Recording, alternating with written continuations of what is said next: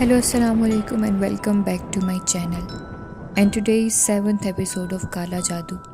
आज की कहानी का नाम है पोजेस्ड बुटीक. तो चलिए बिना किसी देरी के वीडियो को स्टार्ट करते हैं. मेरी डिज़ाइनिंग की डिग्री को कंप्लीट हुए 4 साल होने को आए थे और मैं इन 4 सालों में हद से ज़्यादा मेहनत और स्ट्रगल कर रही थी. मेरा एक ख्वाब था, मैं खुद का बुटीक बनाऊं और उस ख्वाब को पूरा करने के लिए मैं दिन रात मेहनत कर रही थी. लेकिन फिर भी मेरा ख्वाब पूरा ही नहीं हो रहा था. लेकिन आज 4 साल के बाद भी वो दिन आ ही गया जब मुझे अपना ख्वाब पूरा होता दिख रहा था. मेरे घर में सब बहुत खुश थे, ख़ास तौर पर मेरी अम्मी जो कि बहुत खुश थी. मुझे दुख इस बात का रहेगा कि मेरी ये खुशी मेरे अब्बू नहीं देख सकेंगे क्योंकि उनको हमसे पिछड़े 2 साल हो गए हैं. लेकिन वो भी यही चाहते थे कि मैं लाइफ में कुछ अच्छा करूं. खैर, मैं अपने बुटीक में अपनी सारी जमा पूंजी लगा दी और मेरे बुटीक का काम भी पूरा हो गया. अब मेरे बुटीक की ओपनिंग थी और मेरी खुशी का ठिकाना नहीं था. बहुत ही ग्रैंड ओपनिंग के बाद फाइनली मेरा बुटीक ओपन हो ही गया. मैंने सोच लिया था कि इसको बहुत आगे लेकर जाऊंगी, दिन रात मेहनत करूंगी ताकि मेरा भी नाम हो एक दिन. लेकिन अल्लाह के प्लान्स और होते हैं. सब कुछ अच्छे से ही जा रहा था. लोगों को भी मेरा काम पसंद आ रहा था. मेरे बुटीक पर अब रश भी रहने लगा था. मैं बहुत खुश थी. फिर एक दिन मेरी यूनिवर्सिटी की फ़ेलो मेरे बुटीक आई, पर उसको ये मालूम नहीं था कि ये मेरा है. और जब उसने मुझे देखा तो कहने लगी, तुम भी शॉपिंग करने आई हो?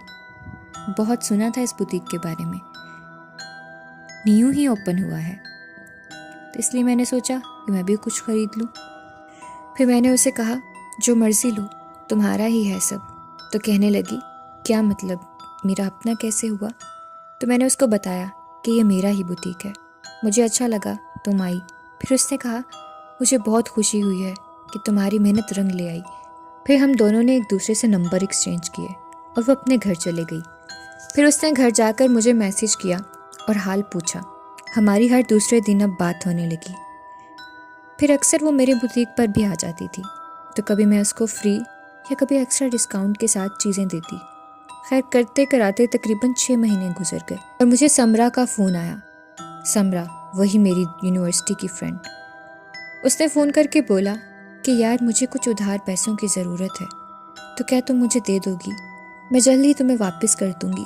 क्योंकि वो मेरी अच्छी दोस्त बन गई थी तो मैंने उसे पैसे दे दिए. यूनिवर्सिटी के दिनों में समरा मुझसे ज़्यादा अच्छे से बात नहीं करती थी. मैं हालांकि बहुत बार बुलाने की कोशिश भी करती थी, पर उसका मेरी तरफ एटीट्यूड हमेशा बुरा रहा. मुझे आज भी समझ नहीं आ रही थी. खैर, इस तरह दिन निकलते गए और अब जब समरा का फ़ोन आना बंद भी हो गया, मैंने भी जब उसका नंबर डायल किया वो मुझे बंद ही मिलता. खैर, तकरीबन 2 महीने गुजरने के बाद एक दिन समरा मेरी बुटीक आई. उन दिनों मेरा बुटीक बहुत ज़्यादा पीक पर चल रहा था. कस्टमर्स का रश लगा रहता था. तो मैं समरा को यूँ अचानक देखकर हैरान रह गई. मैंने उससे कहा कि यार, कहाँ गायब हो गई थी? क्या सरप्राइज़ दिया है तुमने? मैं तुमसे नहीं बोलती, ऐसे कोई जाता है? तो वो कहने लगी कि यार, मैं तो कहीं गायब नहीं हुई थी, यहीं थी, बस कुछ काम के सिलसिले से गायब हो गई थी. और ये लो, मुंह मीठा करो. तो मैंने कहा, किस खुशी में? लगता है तुम्हारी बात पक्की हो गई है. तो वो कहने लगी, अरे नहीं, बात पक्की नहीं हुई, मिठाई खाओ, बल्कि मेरा काम पक्का हो गया है. मैंने कहा, मैं समझ नहीं पा रही. फिर समरा ने कहा, मैंने भी बुटीक ओपन कर लिया है तुम्हारे बुटीक के पास ही. तो मैं बहुत खुश हुई और बहुत दुआएं दी. मुझे अपने दोस्तों की कामयाबी से दिली सुकून मिलता था. खैर, समरा वापस चले गई. अगले दिन मैं उसके बुटीक उससे मिलने गई, कुछ गिफ्ट्स वगैरह लेकर. बातें की. फिर मैं घर आ गई.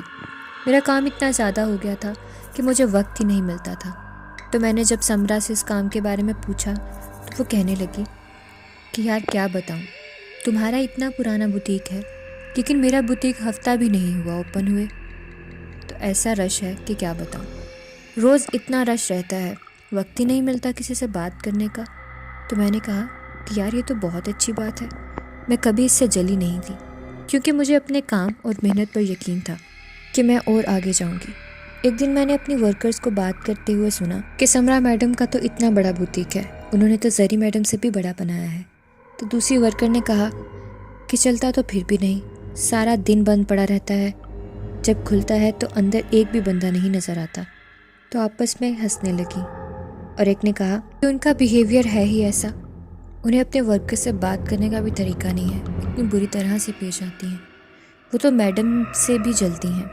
कितनी वर्कर्स ने उनका बुटीक भी छोड़ दिया, जबकि अभी दिन ही कितने हुए हैं उनको अपना बुटीक ओपन किए।